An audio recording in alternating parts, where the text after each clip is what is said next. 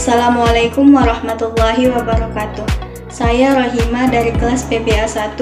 Dalam video ini saya akan menjelaskan tentang apa itu filsafat. Filsafat berasal dari bahasa Yunani, yaitu filosofia, yang dalam bahasa Inggris filosofi, yang artinya adalah cinta kearifan. Asal katanya adalah philos, yang artinya adalah cinta, dan sophia, yang artinya adalah kearifan. Secara terminologi, filsafat dapat diartikan sebagai ilmu pengetahuan yang mengkaji seluruh hakikat kenyataan atau realitas dengan menggunakan alat bantu rasional atau akal budi yang berujung pada kebijaksanaan. Banyak kesalahpahaman orang-orang dalam mengartikan filsafat, sebagaimana yang dijelaskan oleh Jan Hendrik Rapper, yaitu yang pertama, filsafat dianggap sebagai ilmu yang paling istimewa, sehingga hanya dapat dipahami oleh orang-orang jenius saja. Yang kedua, filsafat tidak dapat dikatakan sebagai disiplin ilmiah, karena filsafat mempelajari apa saja, dan tidak mengacu hanya pada satu objek tertentu. Yang ketiga, filsafat dianggap sebagai sesuatu yang serba salah, mistis, dan aneh. Yang keempat, filsafat di satu sisi hanya dipergunakan sebagai budak atau pelayan teologi, sedangkan di sisi lain, filsafat dituding sebagai alat iblis yang terkutuk. Yang kelima, filsafat dianggap sebagai sesuatu yang tidak jelas, tidak ilmiah, kacau balau, penuh dengan pertikaian dan perselisihan pendapat. Yang keenam, filsafat selaku segala induk ilmu pengetahuan kini telah renta dan mandul.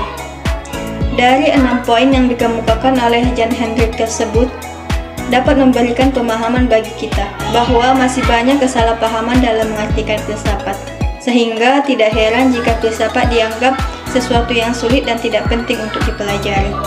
Menurut Kailan, guru besar Fakultas Filsafat Universitas Gadjah Mada, menjelaskan bahwa filsafat mempunyai dua pengertian. Yang pertama, filsafat sebagai sebuah produk, yang mengandung arti bahwa filsafat sebagai suatu jenis ilmu pengetahuan, konsep-konsep, teori yang merupakan hasil dari proses berfilsafat. Yang kedua, filsafat sebagai sebuah proses, yang dapat diartikan sebagai aktivitas berfilsafat, sebagai proses pemecahan masalah dengan menggunakan metode dan cara tertentu. Pembahasan yang kedua yaitu objek material dan objek formal berfilsafat.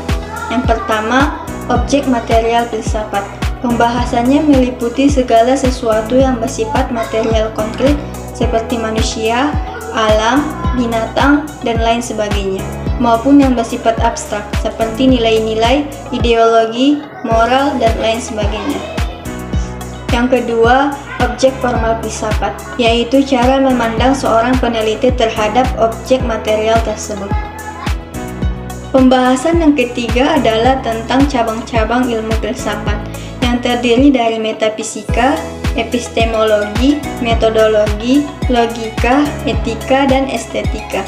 Yang pertama adalah metafisika, yang membahas tentang penentuan keyakinan seseorang tentang apa yang ada, Tuhan dan alam semesta. Yang kedua adalah epistemologi atau sudut pandang pengetahuan, yang membahas tentang sumber pengetahuan yang didapatkan.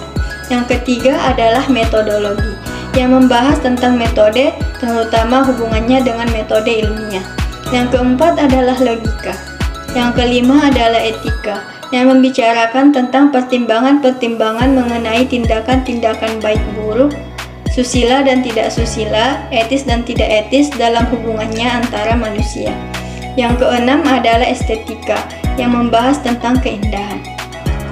Adapun beberapa cabang ilmu filsafat khusus diantaranya yaitu filsafat sosial, yang membahas mengenai hakikat sosial, filsafat politik, yang membahas mengenai hakikat masyarakat dan negara dengan segala aspeknya, filsafat ilmu, yang membahas mengenai hakikat ilmu pengetahuan, filsafat pendidikan, yang membahas mengenai hakikat pendidikan dan segala unsurnya, filsafat agama, yang membahas mengenai hakikat dari agama, dan filsafat lingkungan, yang membahas mengenai hakikat hubungan manusia dan lingkungannya. Pembahasan yang keempat adalah ciri-ciri berpikir ala filsafat. Yang pertama adalah metodis, yaitu menggunakan metode atau cara yang lazim digunakan oleh para filsuf. Yang kedua adalah sistematis, yaitu berpikir secara logis, tersusun langkah demi langkah dan berurutan. Yang ketiga adalah koheren, yaitu unsur-unsur yang dipikirkan tidak terjadi sesuatu yang bertentangan dan tersusun secara logis. Yang keempat adalah rasional, yaitu menggunakan kaidah berpikir yang baik dan benar atau sesuai kaidah logika. Yang kelima adalah komprehensif, yaitu berpikir dari berbagai sudut atau multidimensi. Yang keenam adalah radikal, yaitu berpikir sampai ke akar-akarnya. Yang ketujuh adalah universal, yaitu berpikir secara menyeluruh, tidak terbatas pada bagian tertentu dan mencakup seluruh aspek. Dan ciri-ciri berpikir ala filsafat lainnya seperti berpikir secara kritis, terdalam, spekulatif, dan bebas.